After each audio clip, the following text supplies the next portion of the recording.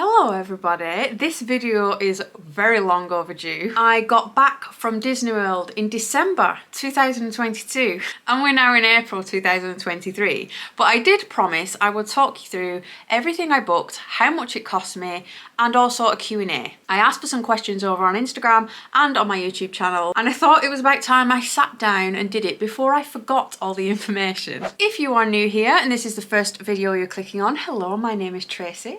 I usually have cake related content as that is my main job. However, I do have a massive love for Disney. And I did vlog my first Disney World trip, and we've also been to Disneyland Paris twice as well. Just like everybody says, and it's exactly what we said, that Disney World was a once in a lifetime trip just because it costs so much, just because you don't think you would ever be able to afford it, and you think you're only going to go once. And then you go once and go, we need to come back again. Which is exactly what's happened to us, but we will not be going back for a very long time because it is expensive, and if you want to know how expensive, stick around because I'm about to tell you what we spent. Firstly, just for the pricing, we are a family of 4. We are 2 adults and 2 very older children. And what I mean very older, I mean teenagers. We're not talking 5-year-olds and 7-year-olds. They're classed as either an adult or a young adult when it comes to Disney tickets or plane tickets. So bear that in mind when I am giving you prices. First thing you do before you go, what many people might not know if they've not been to America before, is you actually need ESTAs. Now, ESTAs are something that you fill in and pay for online to be able to actually get into America. If you do not have an ESTA or a visa, you're not getting in. So for 4 of us, ESTAs cost $56 in total. You do this easily online, you fill in all your information, off it goes, and then you have to wait to see if you were cleared for entrance. Once you've been approved, these last 2 years or for however long is left on your passport if it's under 2 years. So it will last for 2 years, but if your passport's going to run out in the year or so, your ESTA will also run out in a year or so because it is attached to your passport. So if you need a new passport when you're going to go on holiday, do that first and then get your ESTA. Otherwise, you get a new passport and the ESTA's no good.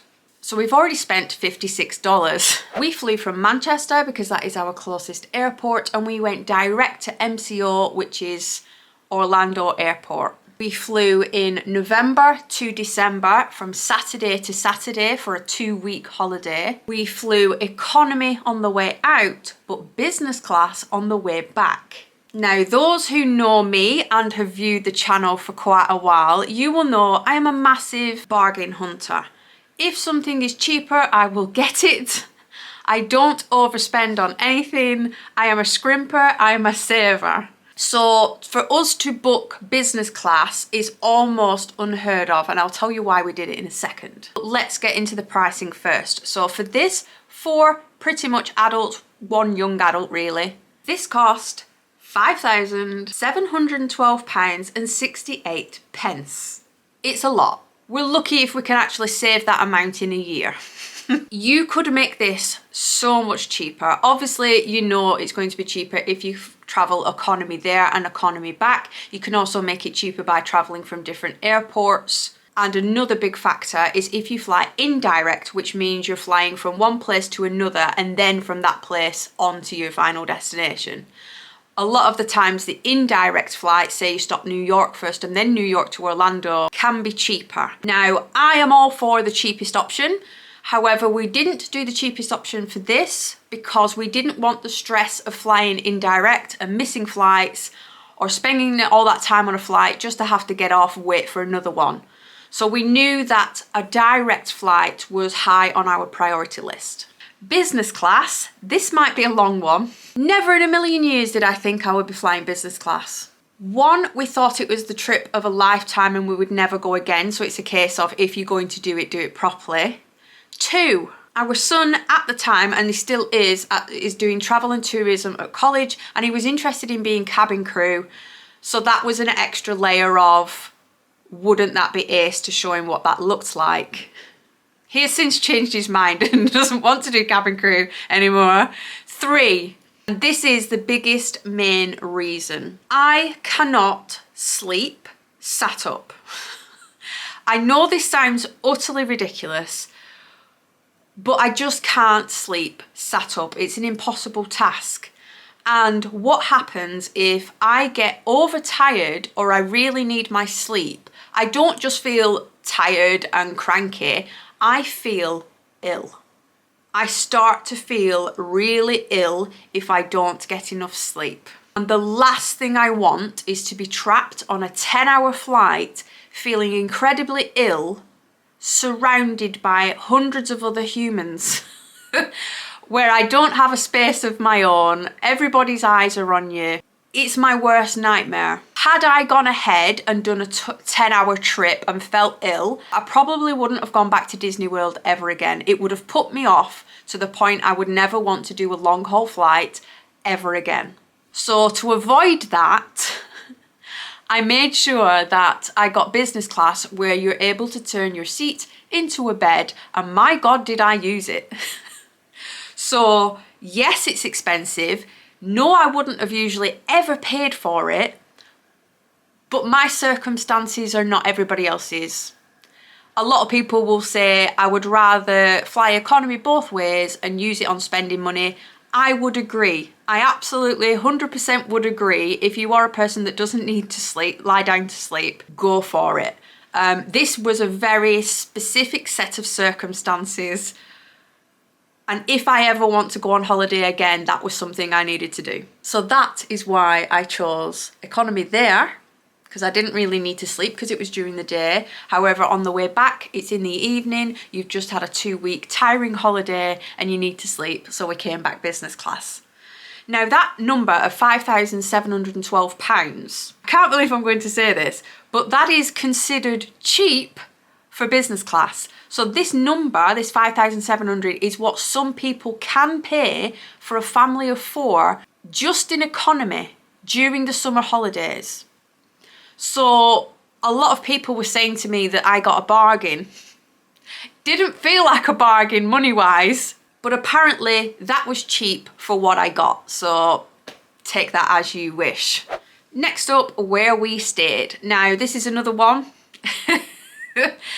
If you know me, I am for the cheapest option. I am a travel lodge. I am a Premier Inn. I am a cheap Airbnb. So when it came to Disney, again, once in a lifetime trip. Yeah, right. I decided to choose a moderate hotel. So at Disney, you have your value resorts, your moderate resorts, and your deluxe resorts. I was initially looking at a value resort. I have a list of these for you. They are All-Star Music, All-Star Movies, and All-Star Sports, and they're kind of all in the same area, in the same little Disney bubble, and those are your value resorts. There are also 2 more value resorts a little bit further away. They're also bunched together, and that is Art of Animation and Pop Century. Now I did a little digging for you and put in the dates very similar to when we went in November, but for this year. So the cheapest room, and this is for 10 nights because we only stopped at Disney for 10 nights because we did Universal as well. So we're only going to give you the prices for 10 nights. The lowest was £2,088 for 10 nights. And the most expensive was £2,640, and that was at Pop Century. So those are the value resorts. The moderate resorts, you have Caribbean Beach, Port Orleans French Quarter, where we stayed, Port Orleans Riverside, Coronado Springs, and the cabins at Fort Wilderness. The cheapest and dearest here were $3,934 for Port Orleans French Quarter, where we stayed, and £4,046, which I think were the cabins at Wilderness Lodge. So you can already see from the lowest value and the highest moderate, there is already a £2,000 difference. You can make these Disney holidays as dear or as cheap as you like. I'm only giving you on-site resorts because we very much wanted to stay in the Disney bubble, but they also have lots of villas on the outside of this. You can stop in Florida and travel to Disney. Lots of people do that. Again, we thought we were only going once. We wanted to do Disney. We wanted to do it properly.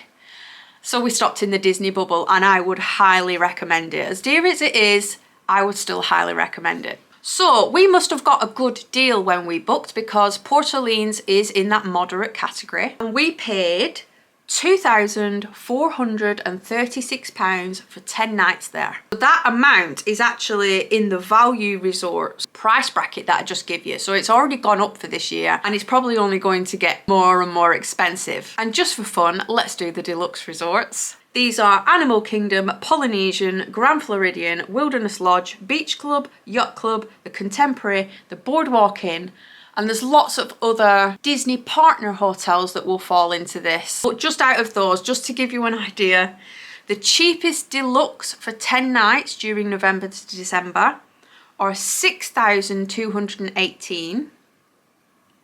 And the dearest was £39,104 at the Riviera Resort at Disney. So the cheapest is £2,088 and the dearest is £39,104. This is why I cannot tell you what is a good price and what is a bad price for you as a family to go to Disney, because you can make it as dear or cheap as you like depending on where you stay, where you fly from, how long you stay. All those different circumstances will come into play. And these do not include Disney tickets. That was just for the hotel to stay there. Now let me just give you a quick overview of why we stayed at Port Orleans. I was originally looking at Art of Animation, which is one of the value resorts, and I did jump around a lot, maybe stopping here, maybe stopping there.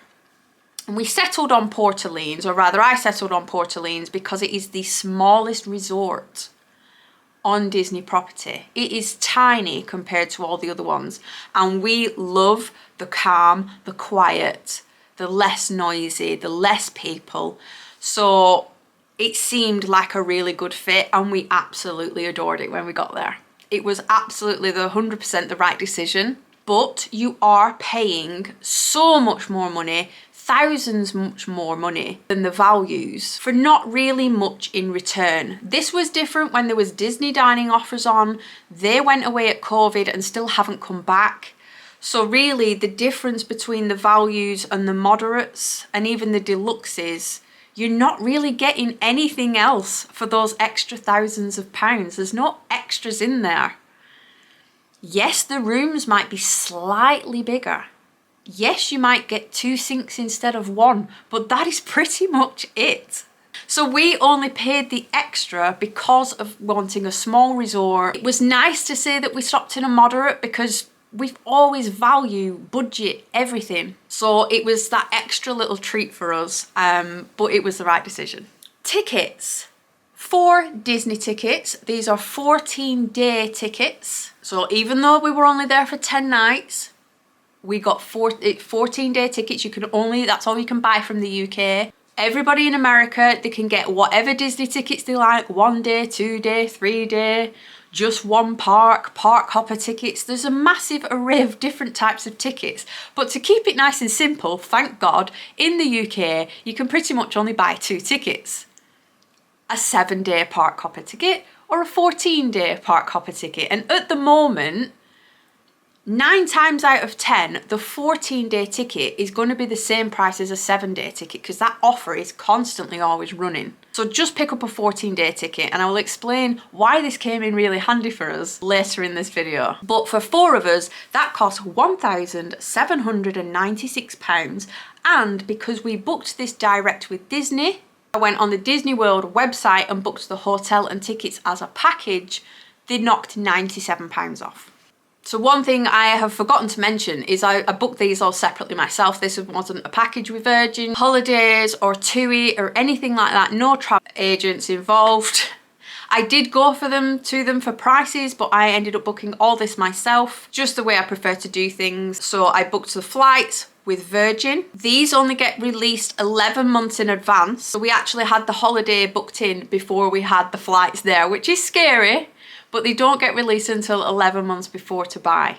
It all worked out fine, don't worry. Then I booked our Disney holiday with Disney World. And then when it came to Universal, this was a little bit trickier. There was no way to kind of book a Universal trip with Universal themselves. They have kind of partners that work on behalf of them in the UK. So I decided to buy my Universal part of the holiday with attraction tickets direct. They always come highly recommended. I love them. thought they were great, and I booked the hotel and Universal tickets through them. Similar to Disney, Universal has different hotels. It will have budget and value resorts, moderate and deluxe. Far less choice here, but your cheaper end is Endless Summer Dockside and Surfside, so that's two separate ones. Aventura Hotel, the new one is Cabana Bay. The mid one is kind of Sapphire Falls. And then the top three deluxe ones are Lowe's Portofino Bay, where we stayed, the Hard Rock Hotel, and Lowe's Royal Pacific Hotel. Now, the difference with booking a deluxe with the Universal is you do get perks with that.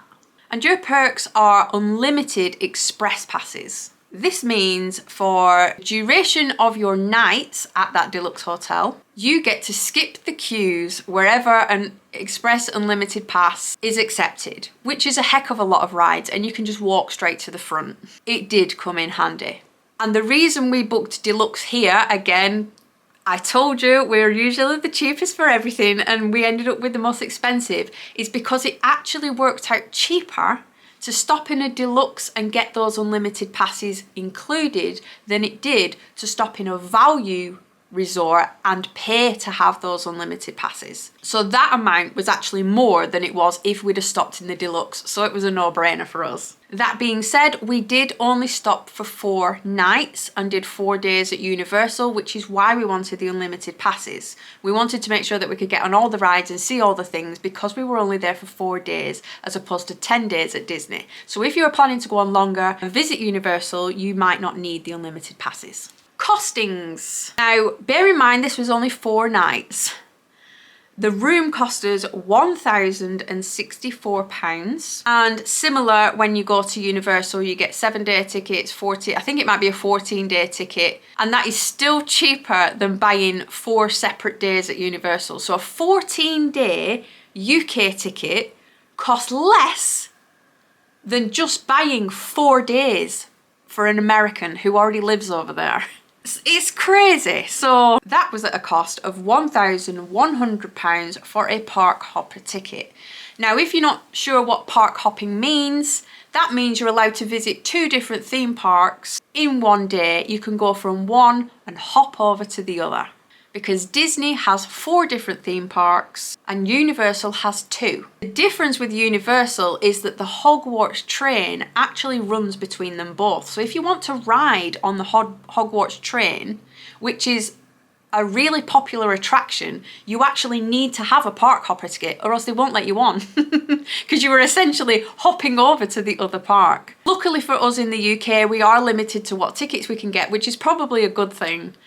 Because it allows us to experience everything and it is a little bit cheaper. So that total for 4 days at Universal is £2,114. So you're quickly being able to see here that you could make your holiday so much cheaper by stopping in the value resorts. Because honestly, the deluxe one at Universal, it was huge, it was cleanish, but it wasn't all that special. And we actually experienced a Disney value resort whilst we were there. If you have seen the vlogs, you will know why. But if you haven't seen them yet, I documented it all. I want to go back and watch it myself to relive it all after I've finished filming this. But near the end of the holiday, our flight home got cancelled. And we were scrambling around trying to find somewhere to stay because Virgin left us stranded. Thanks, Virgin. So we thought, do you know what? Screw this. We're going to go and stop at Disney again because the end of our holiday was actually at Universal. The flight got cancelled. We were stranded. We didn't have a very good last day at Universal. This is where our 14-day Disney ticket came in really handy because there was 1 day left. There was 1 day left on our Disney ticket. And we decided to use it because our scheduled flight wasn't until Monday then. So we booked ourselves in to All Star Movies, a value resort. The room was brilliant.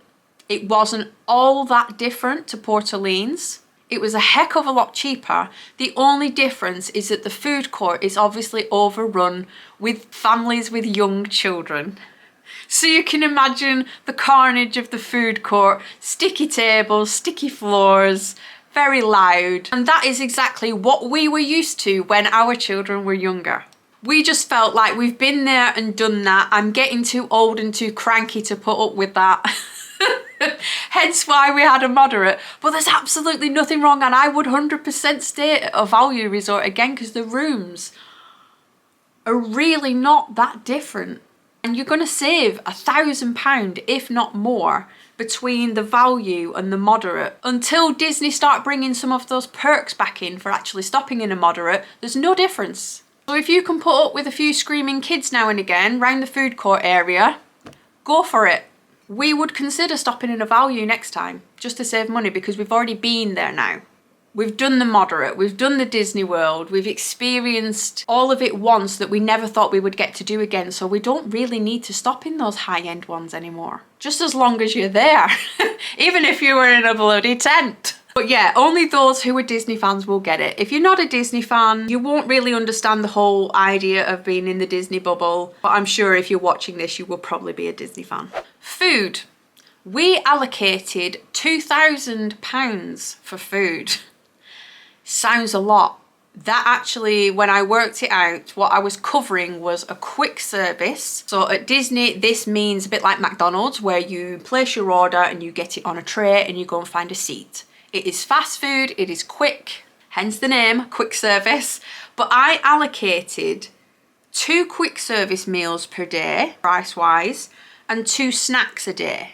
This either covered like a bottle of water, or a slushie, or a cupcake, things like that are on the snack menus. I looked up, you can look in advance, you can tell how much your food is going to cost by downloading the app. If you download the Disney World app, click on any food outlet on that map that has a mobile ordering service. You can press as if you was going to make an order, and the menu is there. Pictures of the food, the menu, what it's called, what's in it, and how much it costs. Bloody genius. So I went on there and just figured out how much it would cost us, and that came to about £2,000 for 2 weeks. Now, bearing in mind, this is not table service. Table service is something different. This is like a sit-down restaurant. You sit down, you make your order off the menu, they bring it to you, you have to tip because you're in America, whereas quick service, you don't have to tip, because you are kind of like serving yourself. But table service, you are paying extra for that. You're also tipping. It's not cheap. Check the menus, you can do that yourself. And we didn't actually eat at any table service, so this is where we budgeted. We spent on the flights, we spent on the moderate, we had to budget somewhere, and that came on food. So make sure you add in any table service restaurants if you want to go, check the prices, add that into your budget. But for us, we allocated 2,000, and I will put the amount that we spent up here on food and transport. If you haven't watched my Disney vlogs yet, please do. I would love some more views on those. But at the end of every day, I actually give you a full rundown of how much we spent that day on food and transport. So this is where I'm pulling the information from. I'm just going to add those up from all those videos and pop it here. So what you're looking at is the price for food, such as breakfast, dinner, tea, transport, such as lifts and Ubers, to and from supermarkets, to and from airports, to and from resorts. And we saved money by going to supermarkets such as Target when we got there to buy snacks and cereal. So we didn't hardly spend anything on breakfast because we had breakfast in the resort. Only when we ran out of that stuff did we treat ourselves to breakfast in the parks. And snack wise, we took snacks with us, we took water with us. So that is the part that we budgeted on. You're also going to need holiday insurance, travel insurance. I forgot how much ours was. I want to say about £200. This is going to be different for everybody depending on what information you have to input. So Adam has a high blood pressure, so we have to put that and enclose that. But everybody will have their own individual things that they might need to add. So ours was roughly about £200. Also to add on to this is your airport parking if you fancy leaving your car at the airport or getting to the airport. So don't forget you need to budget for that as well. Again, forgotten what ours was, but I'm going to guess about 80 quid for meet and greet at the airport to park our car. Possibly a little bit more. All these little things do add up. Tipping, I know we touched on that, but tipping, you have to tip your bell service, restaurants. The only place where you don't have to tip are your quick service, hence why we ate at those a lot. You don't have to tip the cashiers at Target, but they do have serve yourself, so you can just use the machines. But you do tip your Uber and Lyft drivers, but you can do that via the app. The last thing you are going to spend is merch. Spending money, I cannot tell you how much to take for spending money, because that depends big of a Disney fan you are or what expensive tastes you have. We didn't do too badly. We did spend, but we didn't spend nowhere near as much as what probably most people would do. We brought back our gorgeous Epcot cookie jar. I think this was roughly about $60, which never in a million years would you expect to spend $60 on a cookie jar, but that is what Disney does to you. You can't get it anywhere else. It is Epcot, and it is our main souvenir that we're going to remember forever, and it's going to sit around here forever. And spirit jerseys, clothes, toys, Christmas ornaments, the list goes on. So I can't tell you how much to take for spending money. Only you will know how much you are going to splurge. So that is it, money-wise. That is how much we spent and why. So I've just scribbled down on my piece of paper a couple of tips that I wanted to give you. So you might have heard of Uber, which is a bit like a taxi service, but much easier. It tells you how much your fare is going to be. It shows the little car on the map when he's coming to pick you up. It tells you how long he's going to take. And they also use another one out there called Lyft. I downloaded both apps before I went. Download all the apps before you go so you can have a play with them and figure out how they work. I downloaded the Uber app, the Lyft app. I inputted the addresses of places we were going to be traveling to and from, such as the airport to Port Orleans, and then Port Orleans to Universal, and Universal back to the airport, and from resorts to supermarkets. You can actually input them already and save them as saved addresses, so it saves so much time when you're there. And the reason why you want both apps is because sometimes the prices fluctuate and one will be cheaper than the other. We never found one to always be the cheapest option, so we used both Lyft and Uber. Another thing is to get your money sorted. We spent pretty much exclusively on contactless. We got a bank account specific for the holiday. We got a Starling account because it's fee-free for spending abroad. So it automatically turns it into dollars at the rate that is best on the day. It tells you in pounds how much you've spent. Highly recommend. And then once you've got your Starling account set up and you've put your holiday money in it, they will give you a card as well. So you can take your card as backup should your contactless not work. I didn't even need to use it once. And then attach that card to your Apple Wallet, attach it to your Uber app, attach it to your Lyft app, attach it to your Walt Disney World app. So wherever you're out there needing to pay for something, that is your default card. You're not going to get any fees. You can see straight away how much it's cost you in pounds. It didn't get declined anywhere, and we very rarely had to use dollars. We only took a very small amount of dollars in cash for tipping, such as bell services where there's no other option how to tip, so you just give it them in cash. Another major tip is cashback. Some people are scared of signing up for cashback sites. I have been an avid user of them because I'm a penny pincher. I've been using them for years, and I will put my favourite one below. I think it will probably be an affiliate link. So if you join and use it, you get a little bit of money, I get a little bit of money. But oh my God, I use this every week. Anytime you're shopping online, you can check to see if it's a merchant that's on the cashback site. You click on the link to go to the shop, shop as normal, and you get cashback for free. It's not dodgy, it's not a scam. And I used this for my flights, I used it for Disney, and I used it, I think, for attraction tickets. So every single thing I booked separately, I got cashback for. I think I used it for the Disney World. I got £200 and odd back on my holiday. So who doesn't want a £200 and odd discount? So before you book through Topcashback for your flights, for your holidays, and just see how much you can get back. It's free, it doesn't cost you any extra. And if you sign up using the link below, you'll probably get some sort of money incentive for clicking on my link. Right, I think that's covered everything. I did say there was a Q&A session, so I better get through that pretty quick because I've been chatting for a long time. But I asked over on YouTube and on Instagram for some questions. The first one, what did you honestly think of Universal? Is it worth going? Oh, straight in with a difficult one. never been to Universal before, yes, it's worth going to experience it. A lot of people might enjoy Universal far more than we did. I was only there for 4 days. The 4th day wasn't that great, which is why we ended up spending the very, very, very last extra unplanned day back at Disney to get that Disney magic back before we went home. Now, this isn't to say that Universal is bad or you're not going to enjoy it, but I think it ruins it if you've never been before to Disney or Universal and you go to Disney first and then you do Universal. All you will see is what Universal does wrong and what Disney gets so right.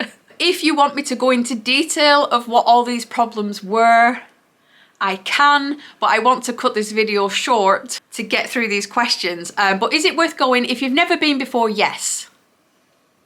I probably wouldn't need to go for more than 4 days though. Another question, would you recommend flying first class as opposed to premium if that's what you did? No, they don't have a first class. It's called business class, which is the top one on that plane. I think you can do economy.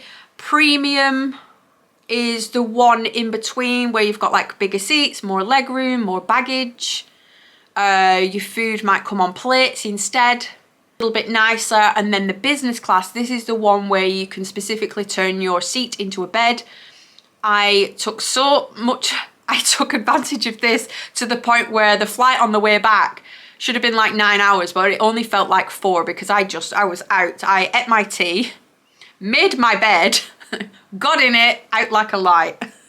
I woke up to breakfast and then got off the plane. So it's a lot of money to spend for that experience, and you wanted to stay awake to kind of experience what you were paying for. But I suppose what I was paying for is to be able to sleep, which I definitely did. How much did the trip cost overall? How much flying first class cost in comparison to premium, etc.? So I will put the full amount here, what we spent. This is flights, Disney, tickets, Universal, tickets, Esther's, food, travel. It just doesn't include spending money, travel insurance, and airport parking, because they're going to be different for everybody. Another question, what's the deal with Genie and is FastPass still a thing? Yes and no. Genie is kind of the new name for FastPass, but it does work in a bit of a different way. So FastPass is no longer a thing. It's no longer free. You have to pay for it. There's Genie and Genie Plus. Genie is free. It's not FastPass though. It's essentially a little area within the Disney World app that will tell you and try to plan your day when the crowds are less. So basically all Genie does, the free version, is you input what ride you want to go on and it will tell you at what time to go back to that ride because it might be a little bit quieter than at different times of day. So you say to the app, I want to go on Seven Dwarfs Mine Train, I want to ride Buzz Lightyear. The app will say, right, I think you should go to Seven Dwarfs Mine Train at 7 PM because that's when that expects the queue to be the lowest. And I think you should ride Buzz around 2 PM because that's when that's going to be the lowest. That's how Disney Genie works. It's just trying to crowd manage and send people to quieter places of the park depending on what it is you have inputted into the app by telling it where you want to eat and what ride you want to do. I wouldn't recommend. It starts trying to send you to places that aren't even on your list, that are very boring to do, and you'll just spend all your day looking at your phone. Genie Plus is the paid version in which that grants you access. Sorry, the angle's going to have changed here. You know you've been chatting too long when your full battery runs out. But yeah, what I was saying is the Genie Plus is essentially a paid version of the old free FastPass. You pay to choose a time to return to some of the rides. And that doesn't include all the rides. Some of the super popular rides, the ones that are newer, are always going to be busy. You actually pay extra on top to ride those. We didn't utilize this at all. We didn't pay for Genie Plus. We didn't need it. We rode everything we wanted to ride. So yeah, Genie Plus is essentially a paid version of the free FastPass. Another question, would you go back to Disney in Paris now you have done Disney Florida? Yes, I get asked this a lot. A lot of people must have done both and said like Paris is nothing compared to Disney World. Yes, it's a lot smaller, but Disney Paris still has things that Disney World does not. And I think if you're a Disney fan, you grab any Disney bubble you can, whether that is Paris, World, California, whatever your nearest Disney is, it's always going to be special. So yes, I would 100% go back to Disneyland Paris. I probably won't go back until the new areas are built because they are building Arendelle, which is exciting. I'm not even a Frozen fan, but just the idea of like new areas and new rides and new food outlets, I'm probably going to wait until those are finished before I go there. How crazy are the queues? I went years ago when it was the free fast pass. Now it's all changed. Queues will fluctuate depending on time of year, time of day, time of week. We didn't find the queues too bad. One that was particularly always bad was Hollywood Studios. It ended up being our least favourite park just because it was always rammed. It was just always really hot and really busy. So we kind of just got in, did what we needed to do, and then hopped to a different park. This is very similar in what was the longest time for queuing for a ride. This is going to be tied between Universal and Disney. So at Disney, it was Rise of the Resistance, and at Universal, it was Hagrid's Motorcycle Adventure. And the only reason why these two took the longest is because they both broke down whilst we was in the queue and we didn't leave. So it's not really a fair number to say that this is how long the queue was, because they did actually break down whilst we were in them. But both of those rides were over an hour. The rest of the rides we got on pretty quick. The quickest one was Mount Everest. Expedition Everest, hence why I got this Spirit jersey with the Yetis on, is in Animal Kingdom. It is a huge roller coaster. It's a popular ride, and we rode that 4 times in one day, and we walked round and just got straight back in the queue because it was a 0-minute wait time.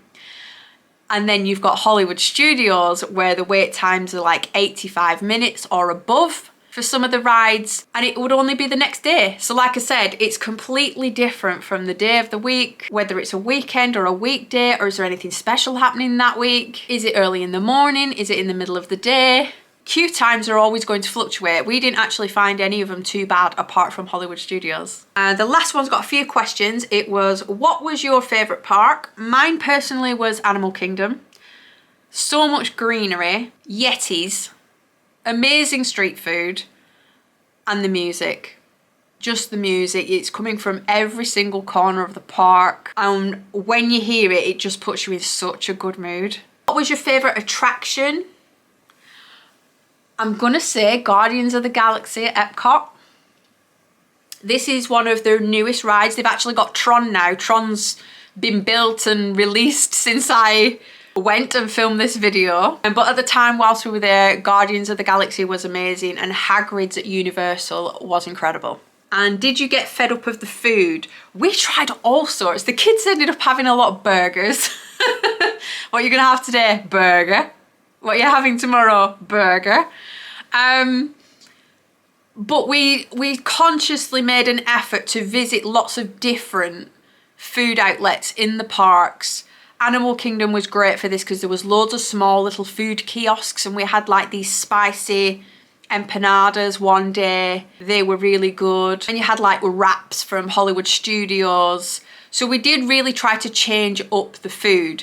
But I was so excited one day when I went into Hollywood Studios. I got a kid's meal specifically because it came with broccoli. It was the only bit of broccoli I had on the entire holiday, and I was so looking forward to it. So I ordered a kid's meal, macaroni and cheese, a little nugget of chicken, and a side of broccoli. I was happy.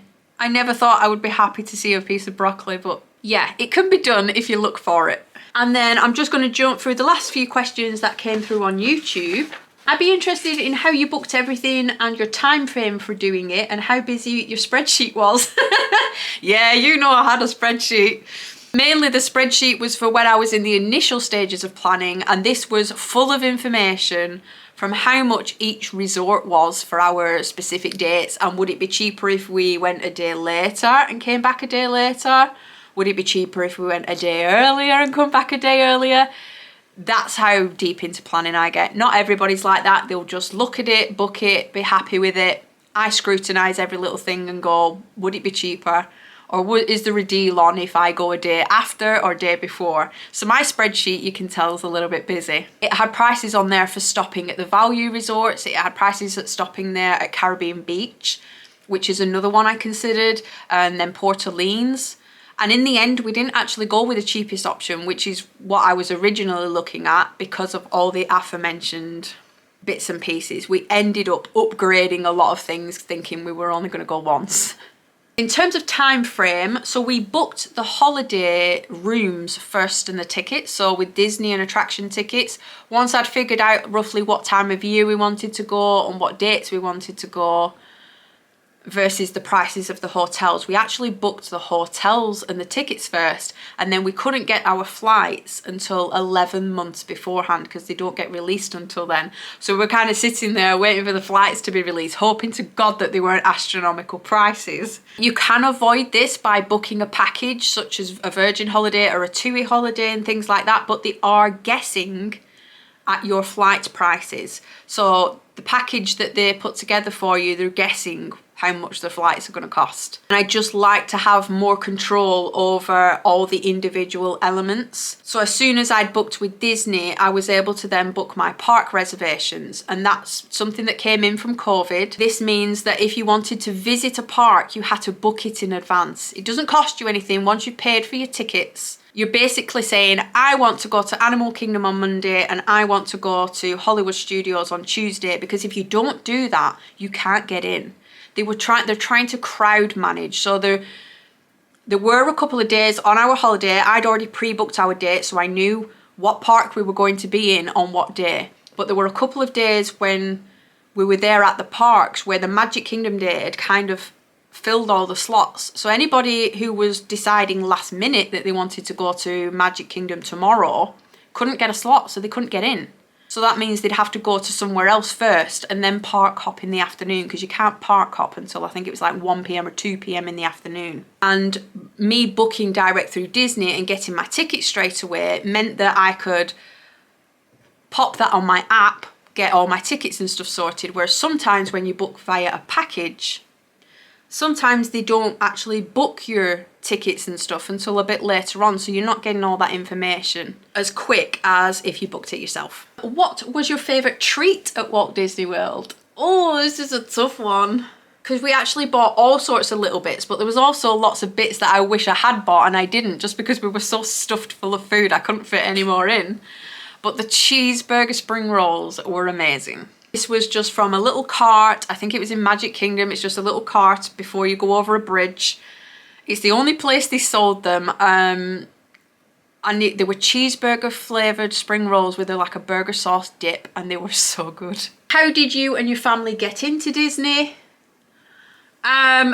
I think the same as most people get into it is when you grew up in that era of good Disney films. I had the Disney on VHS, showing my age. I had the Lady and the Tramps and the Little Mermaids and the Beauty and the Beast. The era of amazing Disney films is what I grew up with. And then it just sticks with you for nostalgia, how amazing they are. Like Pixar joined, and then Pixar were making amazing films with Disney, and I just think they're really good. And obviously you then pass that down to your kids who also watch the films that you used to watch. But there are people out there, believe it or not, that just do not get it. Maybe they weren't brought up on Disney. Maybe they've seen them later on in life and are just not impressed. Or maybe they've seen the films but they're just not as crazy about Disney as some people. I am one of those crazy Disney people. I can talk about it for hours, as you can tell, because this video is going to be too long. Drop me a little emoji in the comments if you are still here. If you're still here, however many minutes in watching, drop me an emoji. You either get it or you don't. I really want to know where the dog/animal show was in Universal. Yeah, so this was in one of the vlogs. They actually have animal shows both at Disney and Universal. The Disney one is more of a bird show, which is in Animal Kingdom. That's really good. And then they do something very similar at Universal, but they also include other animals such as dogs, cats, pigs, ferrets. And this is actually in the Universal Studios park. So Universal has two parks, the Universal Studios and Islands of Adventure, and the animal show is in Studios. And the last one wasn't even a question. I loved all of the vlogs. Well, thank you very much. I really enjoyed making them. I make them to watch back myself. As sad as that sounds, is pretty much I'm going to be watching them back this week after making this video and reliving the whole Disney thing. Even just making this video makes me want to book another holiday. But as you can tell from the total I put on earlier, it's going to take a few years to recoup some of that. But yeah, if you're planning a Disney holiday, don't take that number and think, oh my God, that is how much our holiday is going to cost. Because there are so many ways to make it cheaper. There's absolutely nothing wrong with the value resorts. Like I said, we would happily visit one of those next time just to give us like more spending money or more food money, because we've experienced Disney. We only paid that extra because we didn't think we were ever going again. So if we were lucky enough, we would happily stay in a value resort. And we would only stop in a moderate if we thought we were going to treat ourselves or we saved more money than we expected. But thank you for bearing with me, because this was a very long video. It was also very long overdue. I absolutely adore talking about Disney. I could answer questions all day on the subject. In fact, pop some questions below and I will see if I can get the family together to answer them as a whole, because these are just my favourite foods and my favourite rides and my favourite parks. But maybe you want to hear from them. Maybe you want to know what Adam's favourite park is, or you want to know what Abby's favourite ride is. So feel free to pop a lot of questions in the comments and I'll see if I can grab them together for another Disney video, because I am obsessed and I want to go back. But thank you for watching. I hope this video was useful, and if you are going on a Disney holiday, pop your countdowns below as well. My comments are going to be full of emojis, questions and countdowns. But if you are visiting, I am so jealous. Let me know where you're stopping. And normal videos will resume and follow. I will see you then.